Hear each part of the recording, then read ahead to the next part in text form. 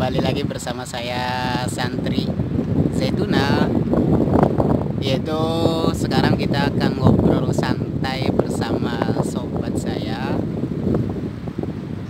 Halo. Halo.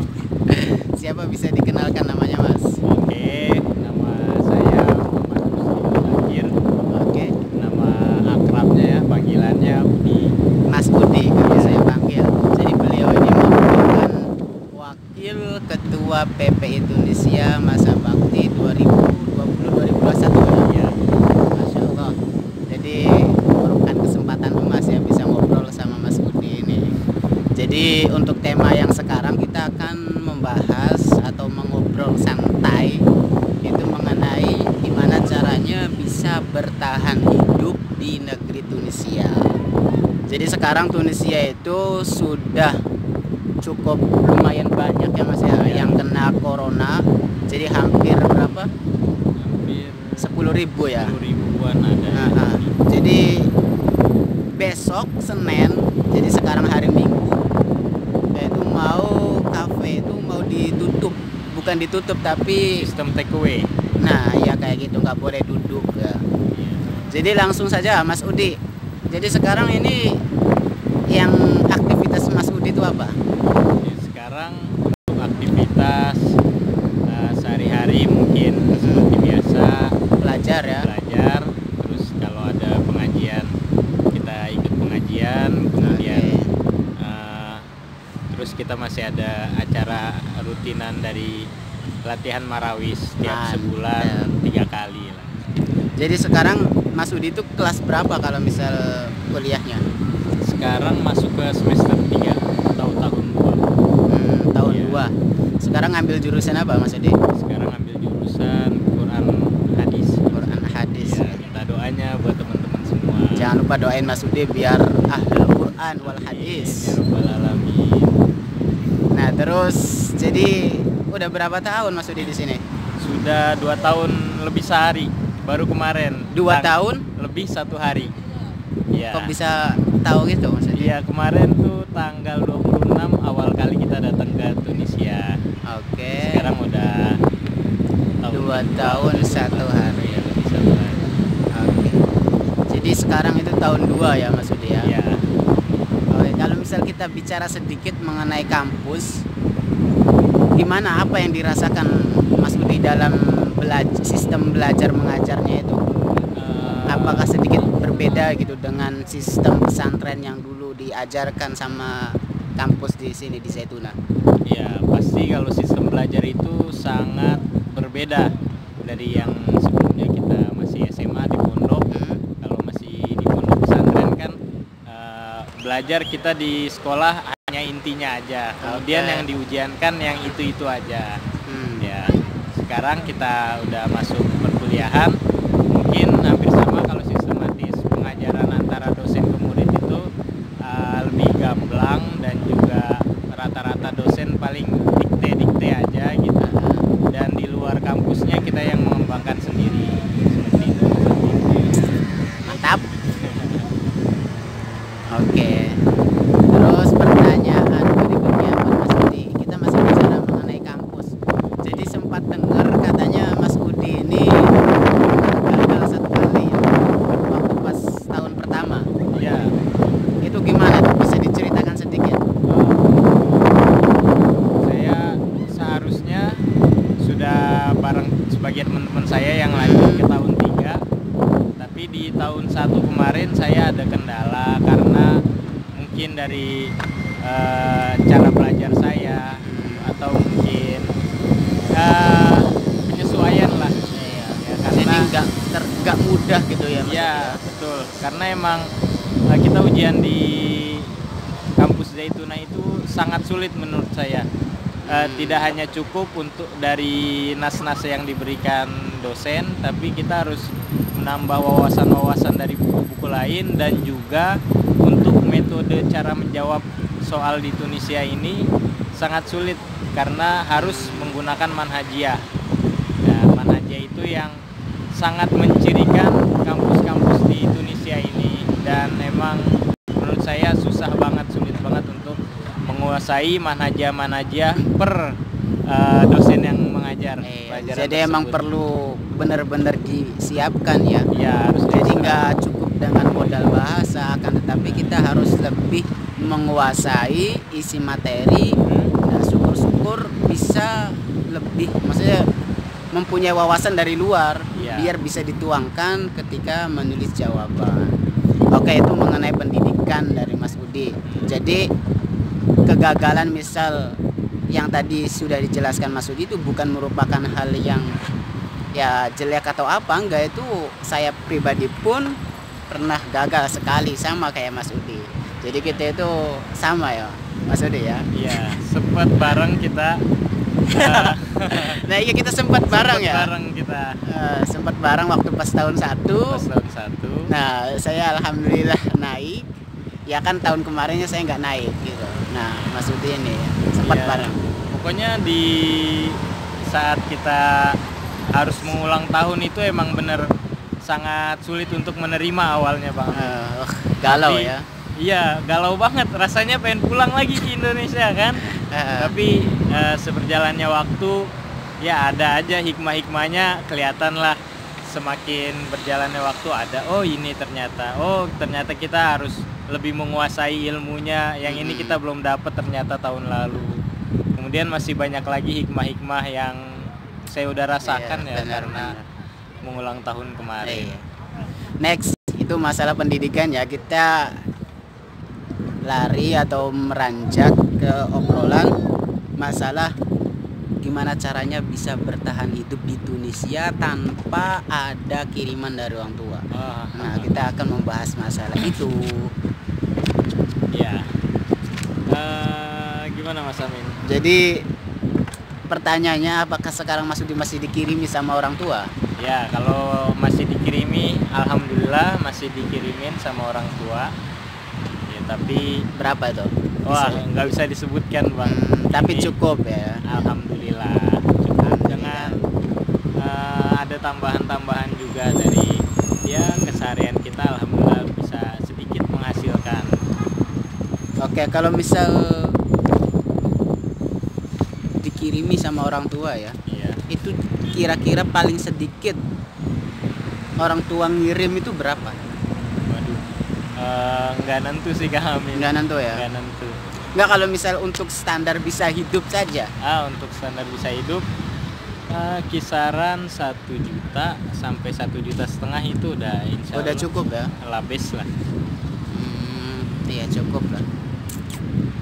Nah, ada tips buat bertahan hidup di Tunis? Oh tentu ada Mas Amin. Coba bisa dijelaskan Mas Udi. Di Tunisia ini terutama kita ya sebagai PPI Tunisia dan semakin banyaknya mahasiswa Tunisia, kita juga alhamdulillah bisa sedikit menghasilkan uang, mungkin beberapa dari penampilan-penampilan yang disediakan oleh KBRI Tunisia. Oke. Ya, jadi ada beberapa seni-seni yang ditawarkan oleh KBRI.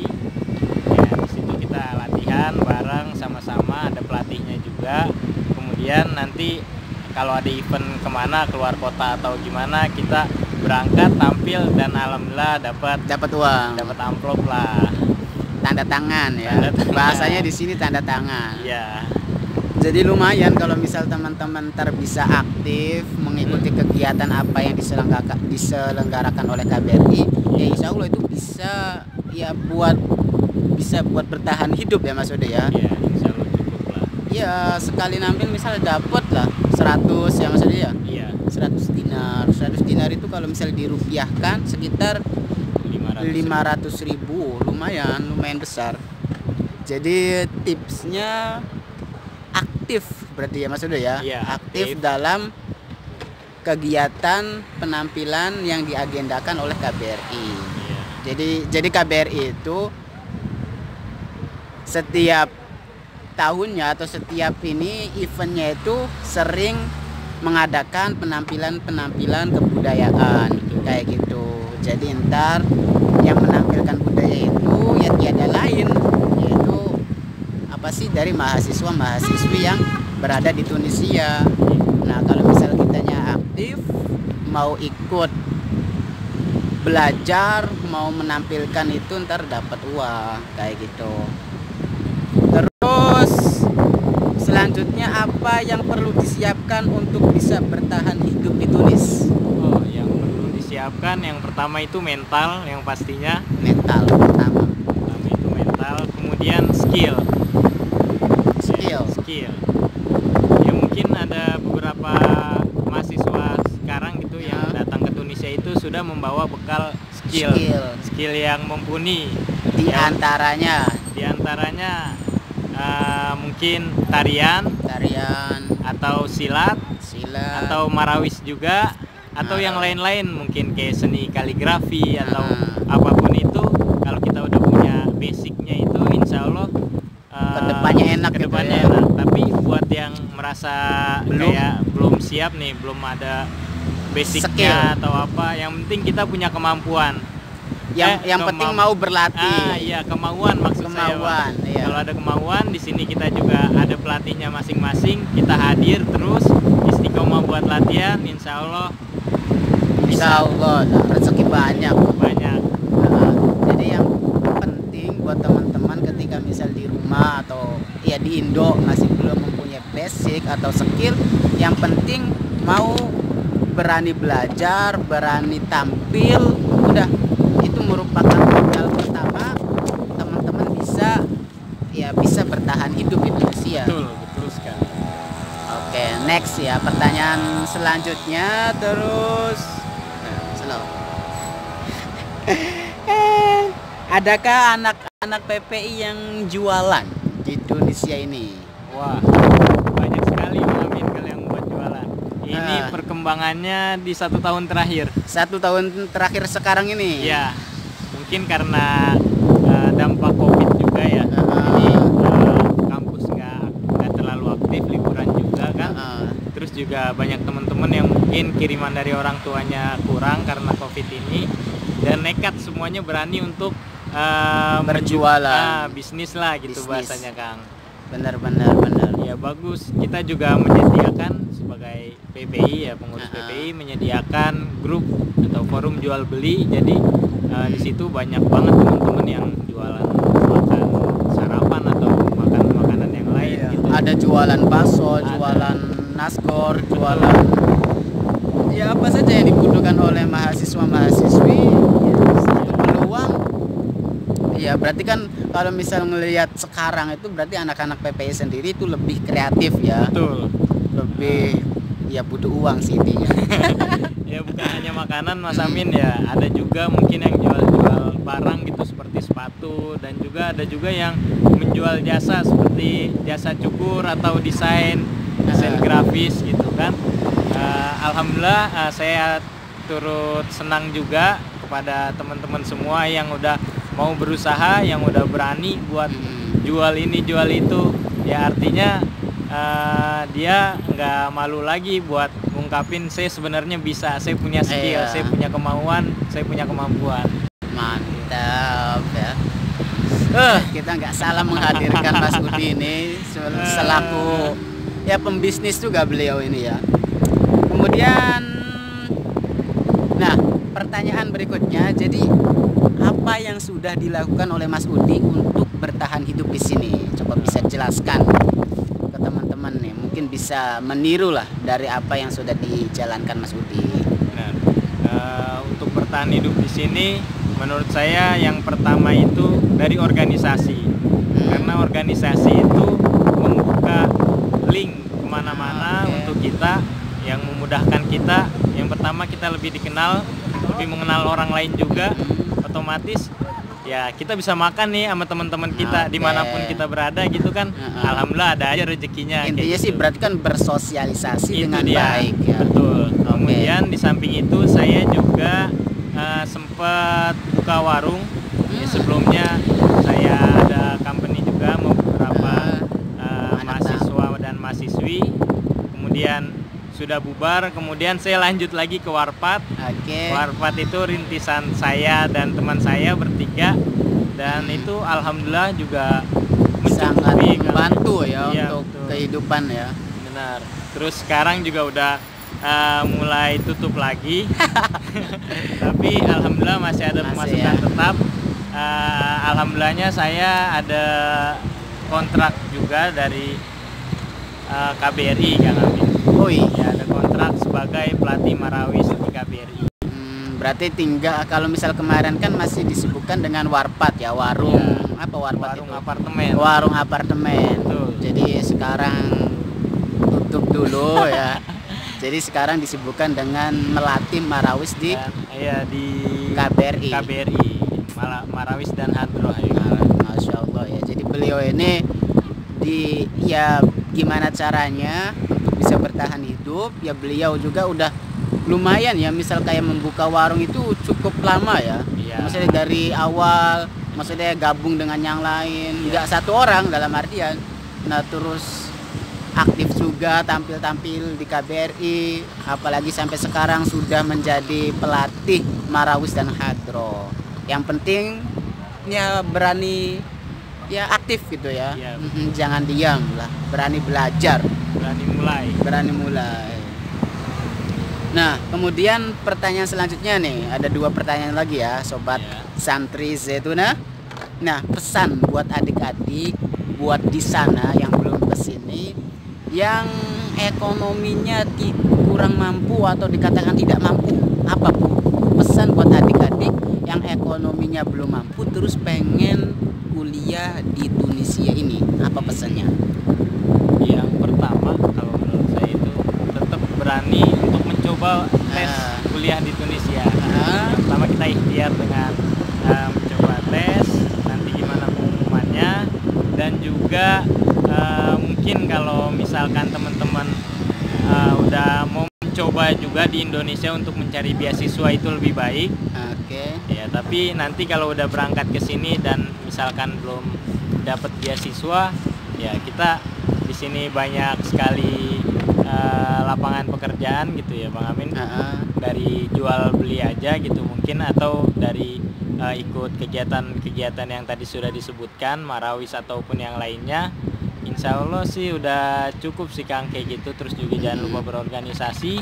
Dan menurut saya kenapa harus takut gitu untuk seorang penuntut ilmu, karena rezekinya sudah dijamin oleh Allah, insya Allah. Benar ya, sekali, ya. benar sekali.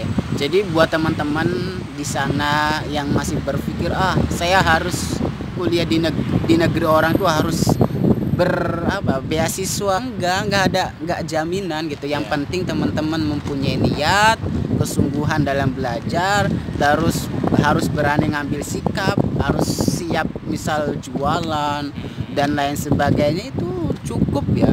Berarti kan cukup dengan modal niat gitu loh teman-teman.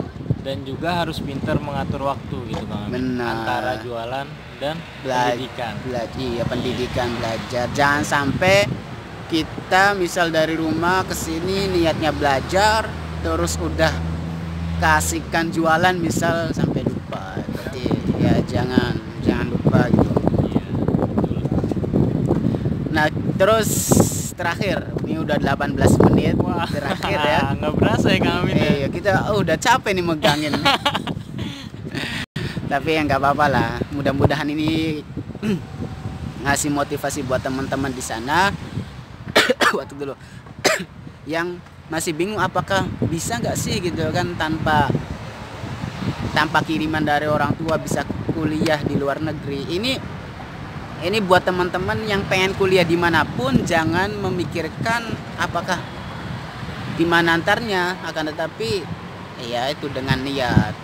Oke, yang terakhir moto Mas Udi dalam hidup apa? Moto dalam hidup yang pertama, kita harus selalu berusaha, doa, bersabar dan bersyukur sih Bang kalau saya.